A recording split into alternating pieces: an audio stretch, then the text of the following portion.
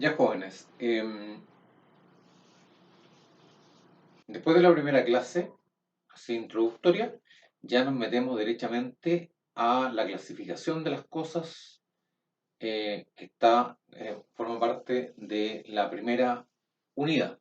Ustedes ya tienen los apuntes, tienen los PPTs, tienen la bibliografía, ya le hice entrega ya de eh, lo que señala el profesor Guzmán respecto a las cosas. Así que lo que vamos a hacer ahora es conversar, o si quieren un monólogo del profesor, eh, sobre las distintas clasificaciones de cosas que aparecen en el PPT. O sea, nos vamos a ceñir a lo que señala el PPT, pero lo vamos a hacer de otro punto de vista, es decir, no necesariamente leyendo el PPT, sino que conversándolo. Pero todo lo que digamos o está en el PPT o lo vamos a complementar para efectos de clarificarles a ustedes los distintos conceptos y resaltar lo que es importante para que ustedes lo estudien.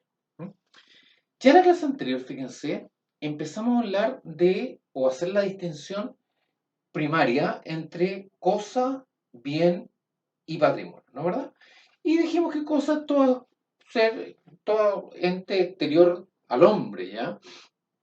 Y que bien son las cosas, pero que nos prestan cierta utilidad. Y al mismo tiempo señalamos que el grupo de estas cosas o estos bienes que nos provocan alguna utilidad, la vamos a llamar patrimonio. Además señalamos que el patrimonio, que dijimos que era un conjunto de bienes que es titular una persona, en Roma se entiende el patrimonio como un punto de vista positivo, es decir, cuando se habla del patrimonio de una persona, ya es el patrimonio deducidas las deudas y dijimos que se veía de un punto de vista positivo, de un punto de vista positivo. De tal forma que en Roma era posible que una persona no tuviera patrimonio y no tuviera patrimonio, por ejemplo, cuando las deudas superaran a los bienes, porque si el patrimonio lo entendemos como los bienes con exclusión de las deudas, y si las deudas superan a los bienes, naturalmente esa persona no va a tener patrimonio. Pero además habían otras personas que no tenían patrimonio. Por ejemplo, los hijos de familia, antes de entregarse los peculios, ¿se acuerdan? Antes de entregarse los peculios, los hijos de familia no tenían patrimonio. Y los otros, Aline y Yuri, tampoco. ¿Mm? Pero esta característica o esto que hemos señalado era distinto a lo que es el día de hoy, a lo que es el día de hoy. Hoy día no, el patrimonio es un atributo inherente a la persona humana, o sea, no se puede concebir una persona sin patrimonio. Pero en Roma sí, en Roma era perfectamente posible que una persona no tuviera patrimonio. La otra idea que tenemos que incorporar es que el patrimonio, a diferencia de lo que sucede también el día de hoy, el patrimonio en Roma se podía transferir entre vivos, y no necesariamente por causa de muerte, que es lo que ocurre el día de hoy. Hoy día uno muere y puede transferir todo su patrimonio, ¿no verdad? Por sucesión por causa de muerte. Pero en Roma también se podía, fíjense, transferir por acto entre vivos. Y traigamos a colación lo que aprendimos en Romano 1 con los distintos profesores, ¿no es cierto? En que era posible que determinadas personas adquirieran el patrimonio de otra, pero entre vivos. ¿Y se acuerdan los casos de adrogación, que era la adopción de un sui juris, los casos de legitimación y también, por qué no decirlo, los casos del matrimonio cum mano, en que la mujer sui juris ingresaba a la familia del marido con todos los bienes que ella tenía. Entonces, fíjense, era la transferencia en definitiva de un patrimonio entre ellos, cosa que no sucede el día de hoy. Bien, ya esto lo hemos conversado en la clase anterior. Ahora nos vamos sí a las clasificaciones de las cosas. Les insisto, esta es una conversación en que vamos a hablar del contenido del PPT y le vamos a agregar algunas otras cositas. ¿Qué ya nos quiere decir esto? Que nos tenemos que quedar en las clases con el contenido del PPT y además ir tomando nota, o viendo los videos, que hacer un doble trabajo, mejor tomar nota, de las cosas que vaya diciendo este profesor. De tal forma que también es una recomendación que ustedes antes de la clase lean los PPT y si yo digo alguna cosa complementándolo, tienen que anotarla en un cuaderno. Bueno, vamos a hablar de algunas clasificaciones. Pero fíjense, ahí lo tengo anotado porque si no se me escapan algunas cosas. ¿Por qué estudiamos las cosas y su clasificación? ¿Ah? Tratemos de hacer una justificación. Ya el profesor Samper, fíjense, nos señala, a propósito, porque nos da como un fundamento por qué estamos estudiando esto de las cosas y su clasificación. Y fíjense que señala, dice, la extensión e intensidad del poder que ejerce una persona sobre un objeto, como propietario, como poseedor, como mero tenedor, depende pues del objeto mismo. La extensión e intensidad del poder, o sea, la extensión de propietario, de arrendatario, etcétera, va a depender del objeto mismo. Y por eso resulta necesario intentar previamente una clasificación de las cosas para establecer con precisión los límites y la variedad de dichos poderes y atributos, como por ejemplo el derecho de dominio. Como por ejemplo el derecho de dominio. ¿Cuál es la primera gran clasificación que nos enfrentamos en el PPT y con el profesor Guzmán? Voy a decir lo más importante, les insisto, resaltando lo más importante para transmitirle a ustedes que es lo que realmente me interesa. La primera gran distinción son las cosas que están fuera del comercio, o sea que no pueden ser objeto del comercio humano, y otras cosas que están dentro del comercio. Normalmente, y siguiendo la lógica romana, nosotros normalmente podemos decir que las cosas en comercio son las cosas que por exclusión no están fuera del comercio, ¿no? Entonces, conviene preguntar, ¿qué cosas específicamente no están en el comercio? Porque ya sabemos que el resto de las cosas están en el comercio. ¿Qué cosas no están en el comercio? Bueno, ahí hacen una subdivisión, cosas divini juris y cosas humani juris.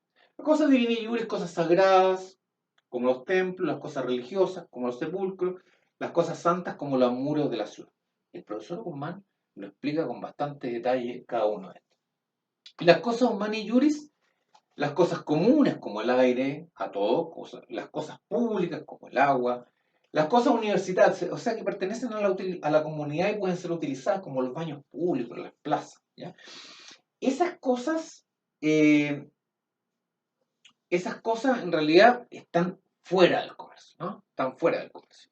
Entonces, y por exclusión, las que no están fuera del comercio están dentro del comercio y van a ser objeto de nuestro estudio. ¿Dónde vamos a radicar nuestro estudio? En las cosas que están dentro del comercio. De tal forma que, si se fijan, en las cosas extra comercio, las dijimos al pasar para que ustedes las lean y puedan complementar sus conocimientos sobre la materia.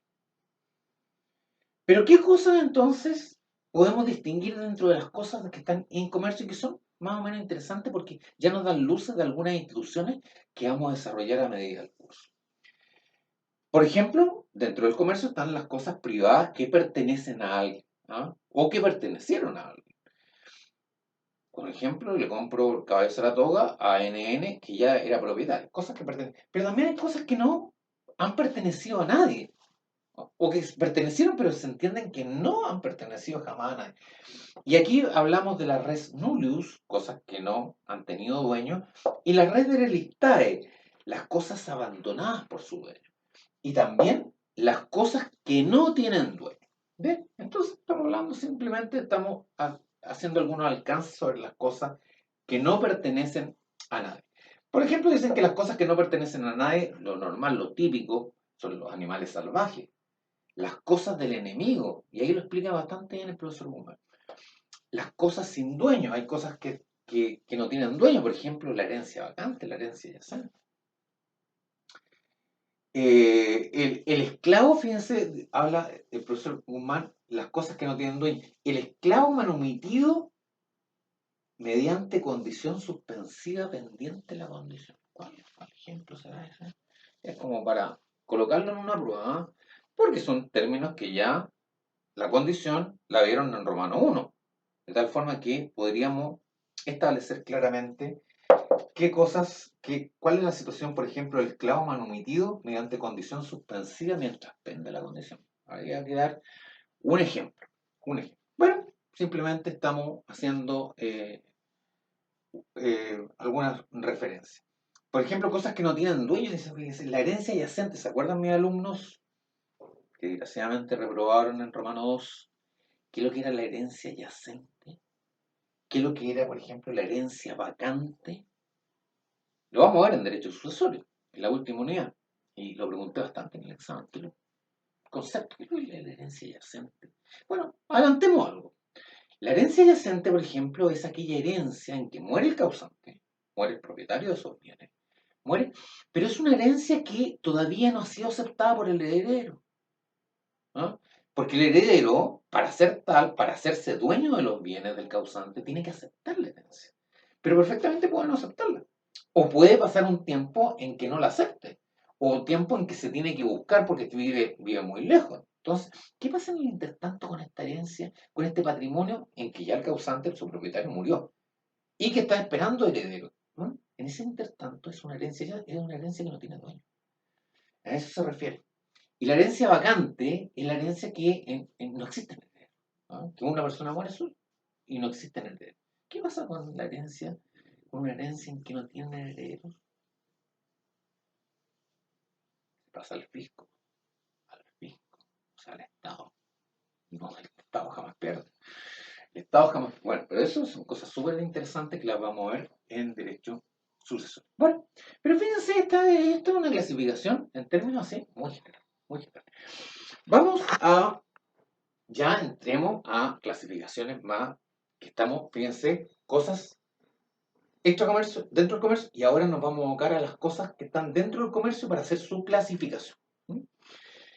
Una primera clasificación que podemos hacer es las cosas Mancipi y las cosas Nec Mancipi. ¿Mm? Las cosas Mancipi y las cosas Nec Mancipi, esta diferenciación obedecía a la importancia de ciertas cosas para la actividad agrícola. Entonces había cosas que eran súper importantes para la actividad agrícola, en que había que diferenciarlas de las cosas que no lo eran. ¿Ah? ¿Y para qué? Entonces se ponían trabas para lo que era su transferencia, su adquisición por terceros. O sea, no cualquiera podía hacer, esas cosas no podían ser vendidas así de forma tan simple, así verbalmente o consensualmente. No, había que ponerle algunas trabas. Estas cosas Mancipi eran los fondos itálicos o que estén fuera de Italia, pero que rija el jus itálico, ¿no? El derecho romano. ¿Ah? Y sus edificios. Esa es la primera. Cosas Mancipi. Segundo, los esclavos. Tercero, los animales que pueden ser domados por el lomo y el cuello. Los caballos, los asnos, las mulas, los bueyes. ¿Ya? No, por ejemplo, un animal salvaje. No. Y uno se preguntaba de repente, un jurista se planteó, ¿y los elefantes? Porque Aníbal trabajó con los elefantes a Roma. No, tampoco. ¿Ah? Los animales, fíjense que siempre buscando la finalidad de la actividad agrícola, la importancia de la actividad agrícola. Y las servidumbres rústicas de los fondos itálicos. Las servidumbres son derechos reales que graban a un fondo en beneficio de otro fondo. Por ejemplo, yo tengo un fondo y quiero pasar al mar, pero hay otro fondo en el medio, ¿ya? Y yo necesito pasar de mi fondo hacia el mar. Entonces paso por el otro fondo. Entonces, el otro fondo establezco un derecho real de servidumbre. Por ejemplo, de paso. Me da un derecho real de paso para que yo llegue al mar. Esa es una servidumbre que la vamos a estudiar más adelante. Bueno, ¿cuál es la importancia de las cosas Mancipi? Que las cosas Mancipi solamente podían ser transferidas mediante el rito de la emancipación o de la injurisdicción. Mis alumnos lo vamos a ver. Emancipación e injurisdicción, pero lo adelanto. O sea, la emancipación e injurisdicción, la emancipación era una venta simbólica en que no se traía prácticamente el bien por el cobre y la balanza con una serie de testigos. En cambio, la injurisdicción, sí, en forma muy era como una venta ficticia ante un magistrado. ¿Ah? Pero eran, fíjense, para estas cosas se necesitaban ceremonias especiales rituales, que eran específicamente la emancipación y la injurisdicción, que lo vamos a ver dentro de los modos de adquirir las cosas. Ahora, esta clasificación va perdiendo importancia en la medida en que la actividad agrícola ya no es absolutamente esencial para la actividad económica de Roma, sino que empiezan también a tener importancia, por ejemplo, el comercio. El comercio. Y así, ya en una evolución, se permite posteriormente con el tiempo que las cosas mansipi puedan ser vendidas también o transferidas, digamos a lo mejor, pueden ser transferidas también simplemente por la simple entrega, o sea, sin la emancipación. Hasta que Justiniano la abolió. Abolió esta distinción. Veamos otra clasificación. En cosas muebles e inmuebles, una clasificación que actualmente es sumamente importante. ¿Ah? Muebles e inmuebles. Los muebles son aquellas cosas simplemente que se pueden trasladar de un lugar a otro. ¿Ah? Y los inmuebles no. Lo típico de los inmuebles, los fundos, ¿ah? Las tierras, ¿ah? Las casas, los edificios. No se pueden trasladar sin sufrir detrimento, dice nuestra legislación. ¿No? Eh, y dentro de los muebles hay semovientes e inanimados. Son las cosas muebles que pueden trasladarse de un lugar a otro sin sufrir de una casa, un árbol. Pero hay semovientes e inanimados, o sea, semovientes que pueden trasladarse por sí mismos. Por ejemplo, una cosa mueble, un caballo. ¿Puede trasladarse por sí mismo? Sí. En cambio, inanimados no pueden trasladarse, necesitan una ayuda externa, pero no una silla. En cambio, los inmuebles, ya lo dijimos, eran normalmente los bienes raíces, ¿ah? Los fundos, las parcelas, eso. Y se distinguía entre los inmuebles, los fondos provinciales y los fondos itálicos. Los fondos itálicos eran naturalmente los que estaban dentro de Italia, o que estaban fuera de Italia, pero que estaban regidos por el yugo itálico. Normalmente, fíjense, las naciones aliadas a Roma, pero que no eran itálicas, digamos. Pero las provinciales eran afuera de Italia.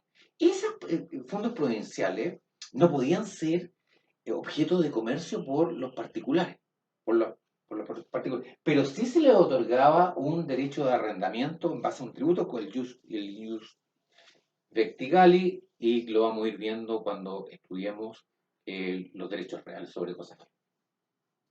Es importante también esta clasificación, es importante porque la vamos a reiterar a medida de la usucapión, o sea, ese modo de adquirir las cosas por el transcurso del tiempo, y la usucapión, que en las cosas muebles se pueden adquirir las cosas por el transcurso de un año, en cambio, si las cosas inmuebles, por el transcurso de 2 años.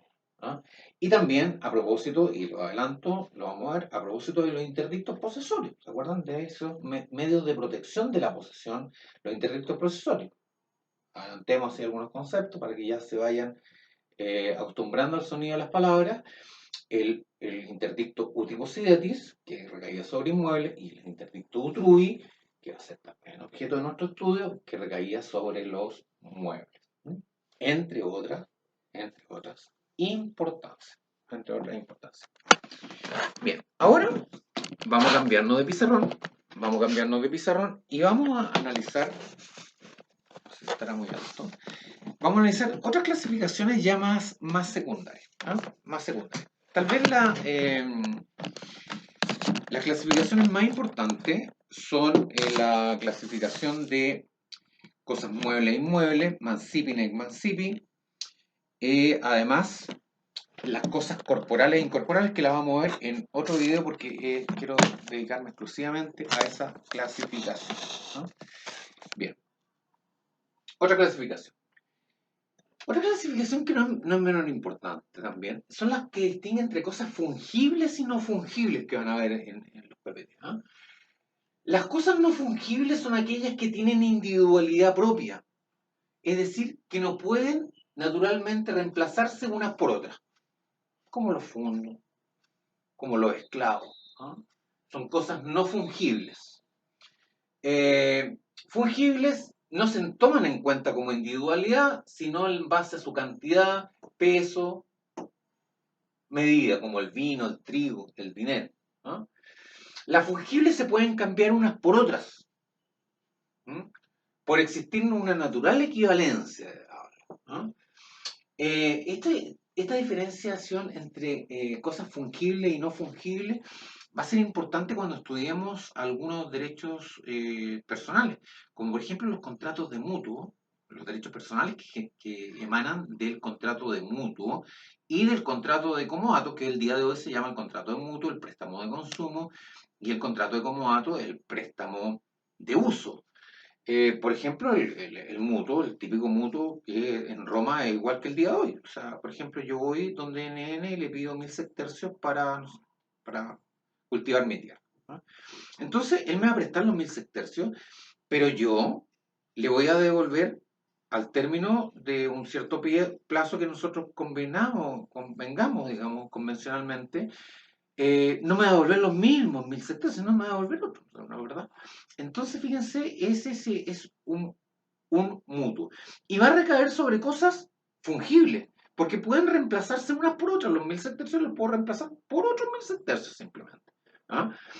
En cambio, en el comodato, que es el préstamo de uso, por ejemplo, yo presto mi caballo Saratoga para que un alumno vaya a Egipto a cumplir una misión y vuelva. Y al término me lo devuelve. ¿Pero me devolverá otro caballo Saratoga? No, me va a devolver el mismo caballo Saratoga. Entonces es una cosa no fungible. Entonces las cosas no fungibles son aplicables al comodato, por ejemplo, y las cosas fungibles son aplicables al mutuo, ¿no? ¿Estamos? Si lo entienden, vamos anotando. Vamos tomando nota para hacer las consultas al término de la clase o en un foro consulta a su profesor. ¿Ya? Otra, otra es las cosas. Un poquito, eso es. Son las cosas consumibles e inconsumibles. Las cosas consumibles son aquellas que no. Inconsumibles. Perdón, las cosas consumibles son aquellas que no pueden ser usadas más que una vez. Parece que es medio lógico. Sí, fíjense que en el derecho en términos generales, mucho sentido común. Aquellas que no pueden ser usadas más que una vez, porque se destruyen, se transforman o se enajenan con su primer uso, por ejemplo, el dinero, los alimentos, ¿no? Las cosas consumibles. En cambio, inconsumibles. Las cosas consumibles cuyo uso o destino normal la destruye física o económicamente.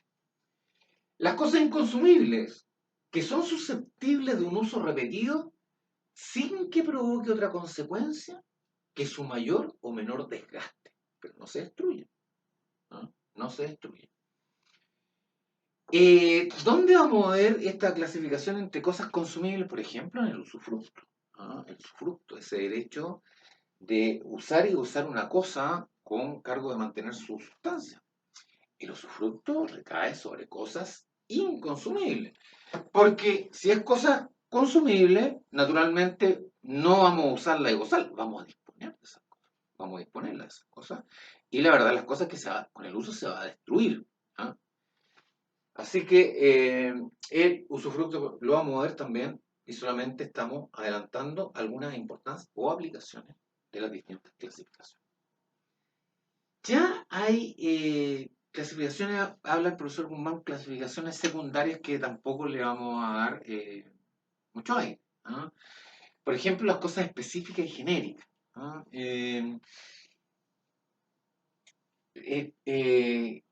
Específica, la que es designada según una cierta cualidades, son conceptos medio técnicos, ¿ah? O situación propia, como el fondo corneliano, una cosa específica.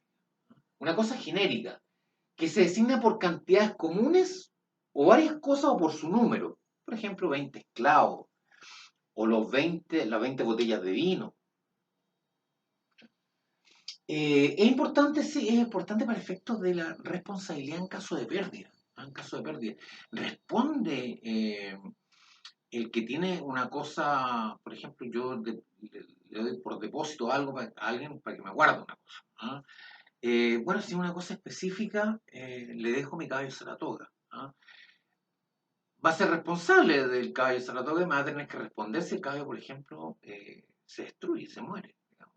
Pero si es una cosa genérica, si yo le dejo, por ejemplo, 10 botellas de vino y ese vino se destruye, y dicen que el género no obedece. O sea, él me va a tener que reemplazar las cosas por otras 10 botellas de vino porque no son singularizadas, digamos, no son específicas, no es necesario. Entonces, esa es una de las importancias cuya aplicación en este momento es un poco es un poco temprano, ¿no? Como para que ustedes lo puedan asimilar y lo puedan entender. También hay otras cosas divisibles e indivisibles. Esta clasificación es difícil, ¿no? Esta clasificación es difícil. Eh, digamos así como una primera aproximación. Cosas divisibles e indivisibles, cosas que no pueden ser divididas sin destrucción. Cosas que no pueden ser, por ejemplo, un caballo. Un caballo. ¿Puede ser dividido? Sí, o tengo que matarlo. Digamos, para que alguien se quede con la cabeza, otro con el cuerpo, ¿no? Eh, pero, por ejemplo, divisible, un fondo, ¿no? Después habla del profesor Guzmán de, insisto, de secundaria, las cosas principales y accesorias. ¿No? Cuando, por ejemplo, un marco que recoge un cuadro, ¿no? El marco, ¿qué va a ser lo principal? El cuadro. ¿Qué va a ser lo accesorio? El marco. Cubre el cuadro, ¿no? Es importante, sí, porque se sigue un viejo adagio jurídico hasta el día de hoy, que es que lo accesorio sigue la suerte de lo principal. O sea, si yo enajeno el cuadro, el marco va a acompañar al cuadro. Si yo doy el cuadro en prenda, en base, o sea, me prestan plata, y para efecto de garantizar la devolución de la plata, me dicen, "Oye, déjeme algo en prenda, para que me asegure yo de que me va a pagar". Sí, le dejo el cuadro, pero le va a entregar el cuadro sin el marco, no. El marco va a seguir la suerte de lo principal, del cuadro. Principal y accesorio. Y después, fíjense, hay cosas fructíferas y no fructíferas. Esto tiene un cierto interés. ¿Ah? Interés. Em, tiene cierto interés. Fíjense, fructíferas, o sea, que son la que genera orgánica y periódicamente una entidad material, fruto. Una vaca es una cosa fructífera, un árbol es una cosa fructífera. Entidad que, separándose de aquella que la produce, no altera su sustancia ni capacidad reproductora. Una vaca da un ternero. Ese es una cosa fructífera. Pero hay cosas que no son fructíferas. No sé, una piedra. La cosa ¿dará algún fruto? Una piedra. No, no es una cosa fructífera y no fructífera. Las cosas fructíferas dan, como ya lo hemos hablado, dan frutos, ¿no? Dan frutos. Y estos frutos pueden ser naturales o civiles. Los frutos naturales normalmente son los que se producen por ocasión de la naturaleza, como la cría de los animales, la lana, la leche, las frutas de un árbol, ¿no? En cambio, los frutos civiles son los precios por la cesión de una cosa. Por ejemplo, lo típico, las rentas de arrendamiento, ¿no? Yo soy propietario de un fondo y lo doy en arrendamiento, y por ese arrendamiento me van a dar un cierto canon, ¿no? ¿Verdad? Eso es un fruto, ¿ah? Pero un fruto civil. Es un fruto civil. Los productos. Fíjense que se distingue de los frutos, se distinguen los productos. Y los productos lo señala, fíjense, el profesor Guzmán en la página, lo voy a leer porque aquí está eh, un poquito más complicado. Dice, hay cosas que los juristas consideran anómalamente en ciertas ocasiones como frutos, en circunstancias de obedecer más que al concepto de producto. Dice, a ver, productos. Aquellas cosas que constituyen partes sustanciales de otras de manera que su extracción menoscabe o destruye al todo, que resulta incapaz de reproducirla, no son propiamente frutos y las llamamos entonces productos. Página 491. Como la leña de un árbol y la carne o el cuero de un animal. Extraerle tales productos a una cosa no constituye goce, sino precisamente un acto de disposición. No, producto. ¿Ya?